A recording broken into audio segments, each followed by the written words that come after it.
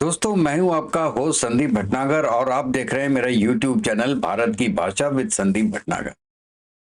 Make America great again, ये slogan था Donald Trump का जब वो प्रेसिडेंटशिप के लिए कैंपेनिंग कर रहे थे और उसके बाद भी और आज तक। आज हम ये डिस्कस करेंगे कि ये MAGA है, मेक अमेरिका ग्रेट अगेन, और MAGA है, मेक अमेरिका ग्रीव अगेन।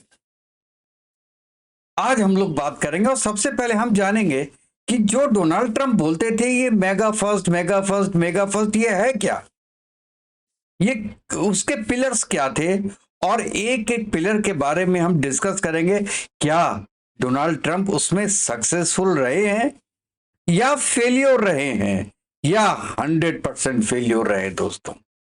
और ये मैं बात कर रहा हूं ट्रंप 2.0 के एक्शन से जो अभी तक उन्होंने 3 महीने में लिए हैं। जो पिलर्स थे मेगा के, वो कहते थे American jobs and manufacturing revival, ये यूएस में, और इससे मिला जुला है trade balance specially against China. ये दोनों पॉइंट आपस में मिले हुए हैं।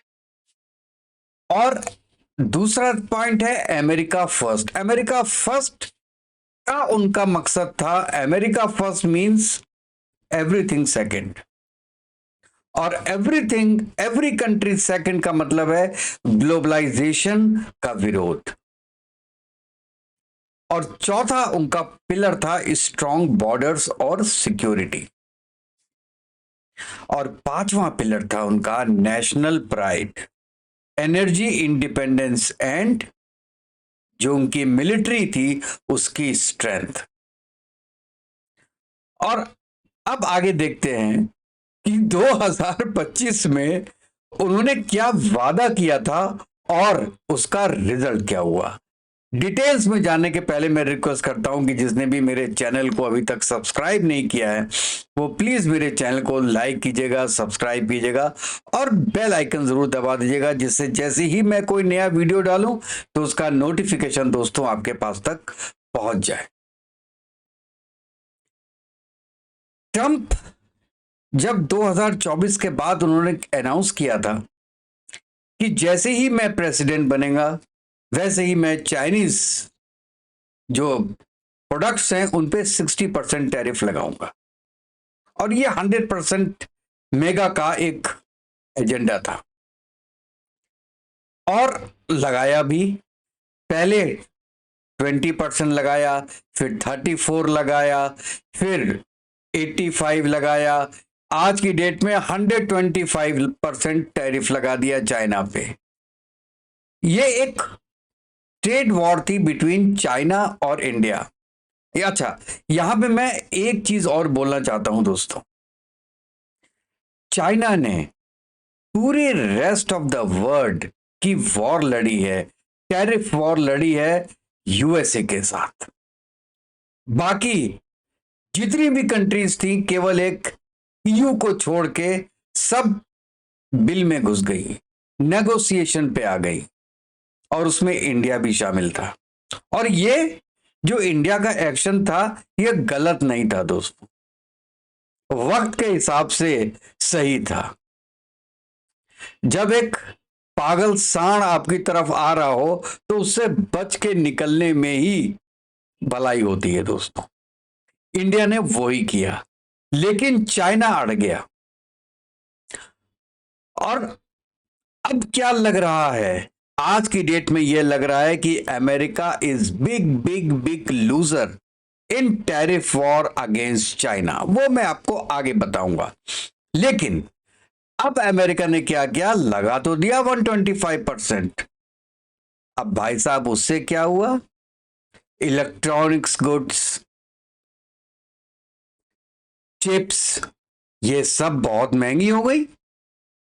तो फिर क्या करना पड़ा अमेरिका को, अमेरिका को करना पड़ेगा, ठीक है जी, मैं जो है वो एक टेम्परेरी होल्ड लगाता हूं और 500 आइटम्स जो चाइना से इंपोर्ट हो रहे हैं उन पे मैं एग्जेम्पशन देता हूं। और बाकी आइटम्स पे मैं 125% टैक्स लगाऊंगा चाइना के अगेंस्ट में, और बाकी कंट्रीज के अगेंस्ट में जो कि नेगोशिएशन में आए हैं उनको हम 3 महीने का हॉल्ट देते हैं। उसके बाद हम डिस्कस करेंगे कि कितना टैक्स लगना है। और इसके बारे में आपने एक वीडियो देखा होगा, क्लिप देखा होगा डोनाल्ड ट्रंप का, कैसे उन्होंने रेस्ट ऑफ द वर्ल्ड के लोगों को अब्यूज किया है।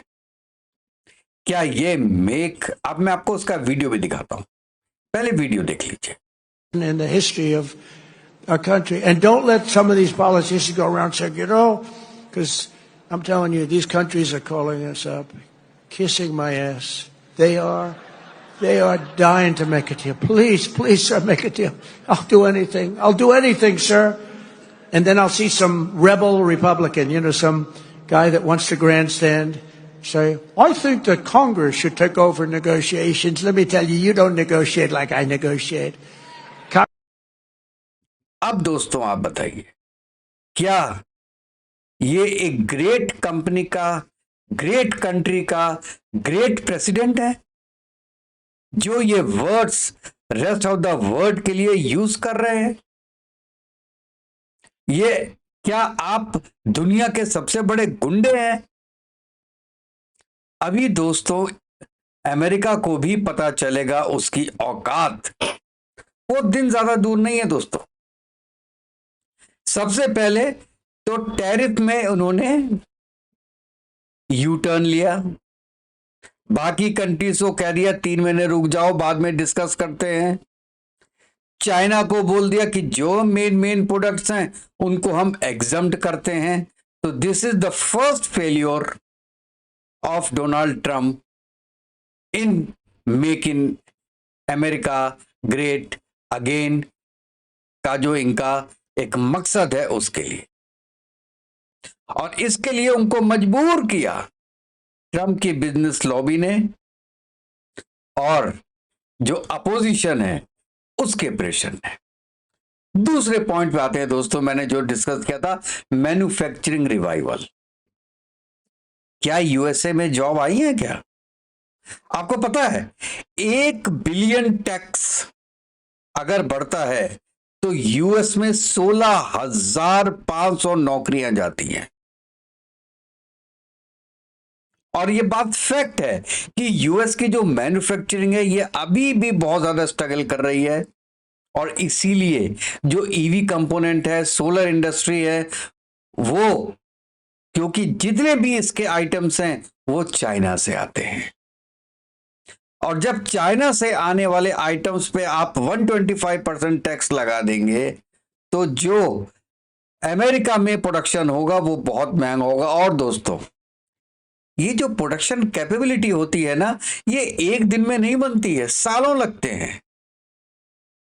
अगर डोनाल्ड ट्रंप ने अपनी अकल यूज की होती तो वो हल्के हल्के ट्रेडिस को बढ़ाते और 4 या 5 या 6 साल के बाद, देखिए ये एक पूरी कंट्री की पॉलिसी होती है, ठीक है, डोनाल्ड ट्रंप 4 साल रहेंगे, उसके बाद दूसरा प्रेसिडेंट आएगा। तो उस कंट्री की पॉलिसी के हिसाब से जब आपका अपना प्रोडक्शन उस लेवल पे आ जाए, कंपटीशन के लेवल पे आ जाए, तो आप टैक्स लगाइए। आपकी खुद की औकात तो है नहीं बनाने की। आपके आदमी मैरिजुना खा के पड़े रहते हैं, ऑफिस में जाने को कोई बंदा तैयार नहीं है। बनाएगा कौन? फैक्ट्री में जाएगा कौन? आराम पसंद हो गए वहां के बच्चे, काम करने के लिए इंडियंस और चाइनीज और श्रीलंकन जाते हैं। तो कैसे बनाओगे make in India, make America great again, जब आपका स्टफ ही खराब है? अरे भाई, मैं हमेशा एग्जाम्पल देखता हूं, अगर एक सब्जी अच्छी बनानी है तो भाई साहब केवल मसाले ठीक नहीं होने चाहिए, सब्जी भी तो ठीक होनी चाहिए। अगर सब्जी सड़ी हो तो आप जितने भी मसाले डाल लो उसके अंदर सब्जी सड़ी ही बनेगी। आपका जो नया स्टफ निकल रहा है वही अगर उतना कॉम्पिटेंट नहीं है तो आप मैन्युफैक्चरिंग कैसे करोगे? स्किल सेट कहां से लाओगे? इससे आपका क्या होगा कि अगर आपने 125% टैक्स लगाया, इन्फ्लेशन दोबारा यूएस पे आ जाएगा। और ये हो रहा है दोस्तों, क्योंकि ट्रम्प ने तो ये बोल रहा है कि भाई हम मेड इन अमेरिका पॉलिसी वापस लाएंगे, लेकिन अरे इसके लिए कोई कॉन्क्रीट पॉलिसी तो अपनाइए। क्या करेंगे उसके लिए? केवल टैक्स लगा के आप मेक अमेरिका ग्रेट अगेन करना चाहते हैं क्या? दिस इज वेरी वेरी, कहते हैं, इम्पेशेंट स्टेप, क्योंकि ट्रंप जानते हैं कि उनके पास समय ज्यादा नहीं है। These things takes time.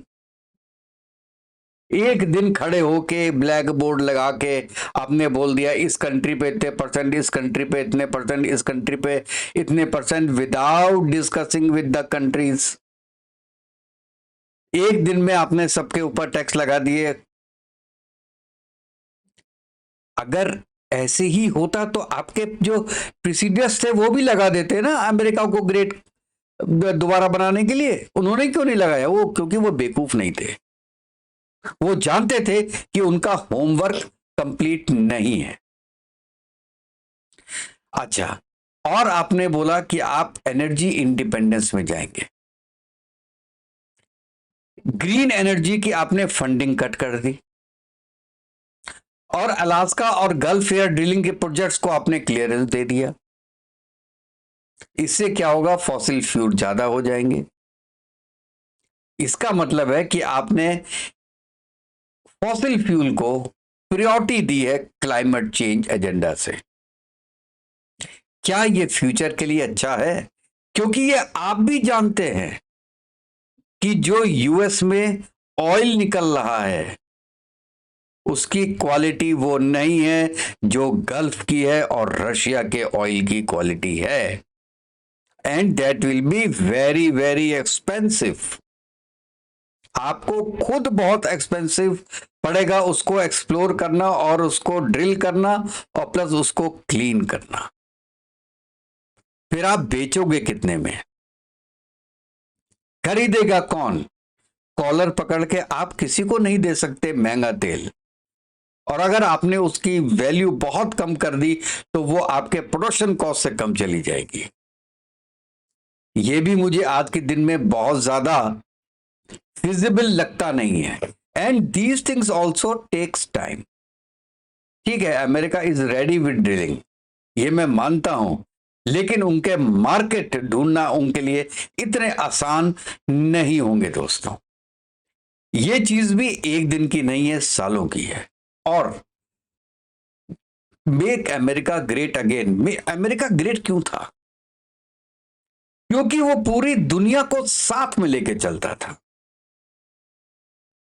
आज के दिन में ये मेगा नहीं है, ये है आइसोलेशन ओवरडोज।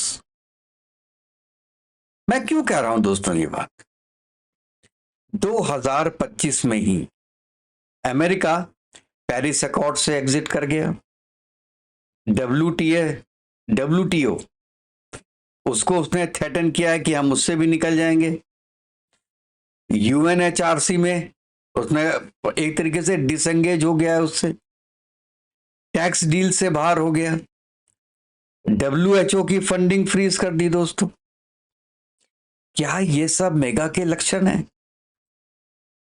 आप खुद बताइए दोस्तों। एक्सपर्ट्स कहते हैं कि ये एक स्ट्रेटेजिक आइसोलेशन का कारण बनेगा, जिसके कारण पूरी दुनिया दबती थी यूएस के सामने, अब वो दबने का रीजन ही नहीं रहेगा। और ये लिखवा के ले लो हमसे, लॉन्ग टर्म में ये अमेरिका को बहुत ज्यादा हर्ट करेगा दोस्तों।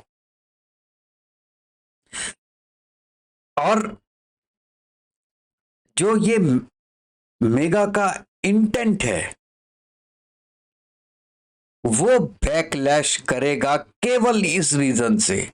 टैरिफ्स वगैरह तो फिर भी वापस आ जाएंगे दोस्तों, लेकिन जो विश्वास एक बार खत्म हो जाए वो वापस नहीं आता। कहते हैं ना दोस्तों, माफी 1000 बार दे दो किसी को, लेकिन विश्वास एक बार करो। अमेरिका का लोग विश्वास करते थे। अब चाहे अमेरिका माफी मांग ले लोगों से, पेरिस अकॉर्ड में वापस आ जाए, यूएनएचआरसी में वापस आ जाए, डब्ल्यूएचओ की पूरी फंडिंग शुरू कर दे, कुछ भी कर दे, लेकिन लोगों का विश्वास खत्म हो जाएगा कि आज इसने ये किया है तो ये कल भी सेम चीज कर सकता है। इसी में जैसे मैंने कहा नेटो में, उसने कहा मैं नेटो से भी बाहर हो जाऊंगा, नेटो की फंडिंग बंद कर दी, और पूरे यूरोप से कहा कि भाई आप अपनी हिफाजत खुद कीजिए। जो कंट्रीज 19 कंट्रीज जो कि अमेरिका पे डिपेंडेंट थी अपनी डिफेंस नीड्स के लिए, अपनी बहुत स्ट्रॉन्ग आर्मी रखी नहीं उन्होंने, सडनली एक दिन खड़ा होके एक यूएस का प्रेसिडेंट बोलता है कि भैया बाय बाय, टाटा बाय बाय, जो करना है आप कीजिए, हम कुछ नहीं करेंगे। वो क्या करेंगे? वो खुद तो डेवलप होंगे ही, लेकिन साथ में एक विश्वास खत्म कर देंगे यूएस के साथ कि आज प्रेसिडेंट ट्रंप ने ये किया तो कल को XYZ कोई भी प्रेसिडेंट आता है 5 साल के बाद, 10 साल के बाद, 20 साल के बाद, वो तो हम पे अटैक भी कर सकता है। तो हमको अपनी तैयारी रखनी है। इसीलिए कहता हूं दोस्तों, विश्वास केवल एक बार कीजिए, इससे ज्यादा नहीं। अच्छा, नेक्स्ट पॉइंट हम बोलते हैं, एक है इसका जो कर रहे हैं बॉर्डर पे, इमिग्रेशन पे। अब देखिए इमिग्रेशन में H1B वीजा में वो बहुत ज्यादा रिव्यू कर रहे हैं, और वो कहते हैं कि भाई जो ग्रीन कार्ड होल्डर्स हैं वो भी कभी भी वापस जा सकते हैं, और इवन जो ऑलरेडी जिनको ग्रीन कार्ड मिल गया है और जो कि उनको पासपोर्ट मिल गया है, उनको भी अगर वो किसी एक्टिविटी में होते हैं तो उनके अपने कंट्री में वापस भेज दिया जाएगा। अरे कैसे वापस भेज दोगे? जैसे इंडिया का कोई आदमी है, उसको कैसे वापस भेज दोगे? क्योंकि इंडिया में तो एक पासपोर्ट रख सकते हैं, या तो आप यूएस का रखो चाहे वो इंडिया का रखो। अब अगर वो यूएस का सिटीजन हो गया तो उसको आप कैसे इंडिया वापस भेज दोगे? इंडिया का तो सिटीजन ही नहीं है। क्या बेवकूफी की बात है। तो जितने लोग यूएस में हैं जो कि बेसिक यूएस वाले नहीं हैं, उनके मन में हमेशा ये सेकंड थॉट रहेगा कि हमारे साथ यहां पे कब गलत हो जाए। अब ये लोग वो नहीं रहे जो पहले थे। ये बहुत बड़ी बात है दोस्तों। तो जो बहुत इंटेलेक्चुअल्स लोग होंगे, जो बहुत पढ़े लिखे होंगे, वो यूरोप में जाने की कोशिश करेंगे या अपनी ही कंट्री में रहने की कोशिश करेंगे। यूएस वो तब जाएंगे जब उनको कोई बहुत बड़ी अपॉर्चुनिटी मिले। ये एक बहुत बड़ा पॉइंट है दोस्तों। यहां भी विश्वास है। लोग सोचते थे कि एक बार आपको ग्रीन कार्ड मिल गया तो भाई आप तो राजा हो गए, आप तो यूएस के सिटीजन हो गए। ट्रम्प कहता है नहीं हुए। किसी भी एक्टिविटी में आप इन्वॉल्व हैं तो you have to go back. और हर बाहर का आदमी जो यूएस में है, जो बेसिकली यूएस वाले नहीं हैं, उनको अपने जो डॉक्यूमेंट्स हैं वो दिखाने पड़ेंगे साल में एक बार गवर्नमेंट ऑफ यूएसए को। यह भी शो करता है कि यूएस को आपके ऊपर विश्वास नहीं है। और दोस्तों इसके बारे में देखिए, एक नेक्स्ट पॉइंट था, कौन सा था? अच्छा, जो एक एंटी चाइना का पोस्चर जो डोनाल्ड ट्रंप ने बनाया था, वो भी फेल होता नजर आ रहा है। अमेरिका चाइना का प्रेसिडेंट आज मलेशिया में बैठा है, साउथ कोरिया में बैठा है, वो जापान जा रहे हैं, उनके ग्रुप्स बन रहे हैं। और क्यों ना बने कि जब पूरी दुनिया आपके अगेंस्ट में हो गई है, आपसे डरने लगी है, तो सब एक तो होंगे ना। आप ये सोचिए कि जापान आपसे दूर जा रहा है, यूएसए साहब, बाकियों को तो छोड़ दीजिए। अब केवल यूके रह जाएगा आपके साथ कुछ हद तक। तो जो एक एंटी चाइना पोस्चर बनाया था यूएस ने, वो एक्चुअली एंटी वर्ल्ड हो रहा है, anti rest of the world हो रहा है। और उससे क्या हो रहा है, इंडिया और चाइना भी पास आ रहे हैं। इंडिया चाइना पास आ गए, जापान आ गया, रशिया आ गया, ईरान आ गया, फ्रांस आ गया, जर्मनी आ गया। आपके पास बचेगा कौन? आप इसको कहते हैं एक्चुअली फोर्स्ड आइसोलेशन, जो आप खुद अपने ऊपर करने वाले हैं।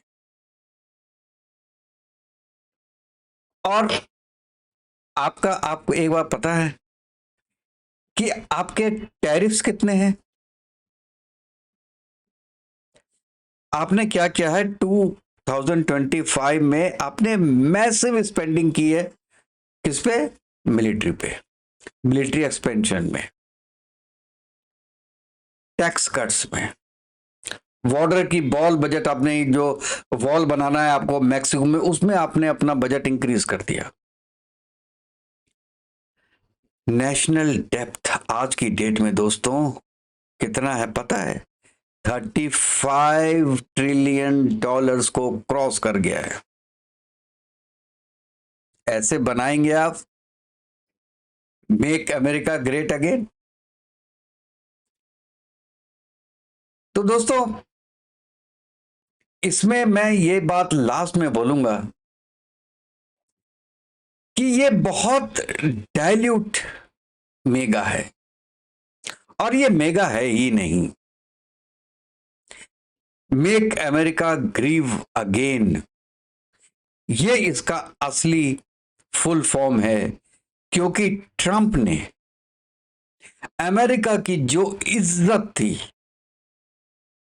वो बहुत हद तक कम कर दी है पूरे रेस्ट ऑफ द वर्ल्ड की नजर में, और ये अमेरिका के लिए अच्छा नहीं हो रहा। हर कंट्री अमेरिका से डर के बात कर रहा है, दोस्त की तरह बात नहीं कर रहा, गार्जियन की तरह बात नहीं कर रहा, एक सोच रहा है कि ये गली का गुंडा है उसकी तरह बात कर रहे हैं।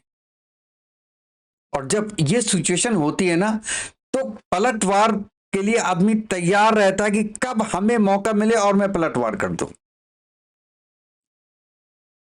अगर अकेले चाइना और अमेरिका की लड़ाई हो, लड़ाई का मेरा मतलब है टैरिफ वॉर या सोशियो इकोनॉमिक टर्म्स में, हम डिफेंस की वार की बात नहीं कर रहे हैं, तो अमेरिका बहुत ऊपर है। इंडिया के साथ अमेरिका का हो तो अमेरिका बहुत ऊपर है। जापान के साथ, इंडिविजुअल किसी कंट्री के साथ भी 101 अगर अमेरिका के साथ होता है तो कहीं स्टैंड नहीं करता दूसरा कंट्री। लेकिन अगर सब कंट्रीज एक साथ मिल जाएंगे तो जरूर अमेरिका पे भारी पड़ेंगे।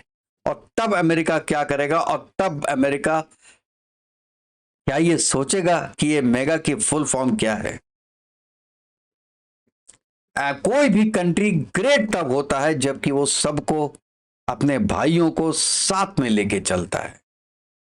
आइसोलेशन में शायद आप 10 साल के बाद थोड़ा पैसा जरूर कमा लेंगे, वो भी मुझे लगता नहीं है आप कमा लेंगे, लेकिन आप वो अमेरिका को रिच अगेन कर सकते हैं, लेकिन अमेरिका को ग्रेट अगेन नहीं कर सकते दोस्तों। तो दोस्तों आप बताइएगा कि आपको ये मेरा वीडियो कैसे लगा, और अगर अच्छा लगा हो तो आप जरूर अपने कमेंट्स उसमें भेजिएगा। तब तक के लिए, नेक्स्ट वीडियो तक के लिए, जय हिंद, जय भारत, वंदे मातरम।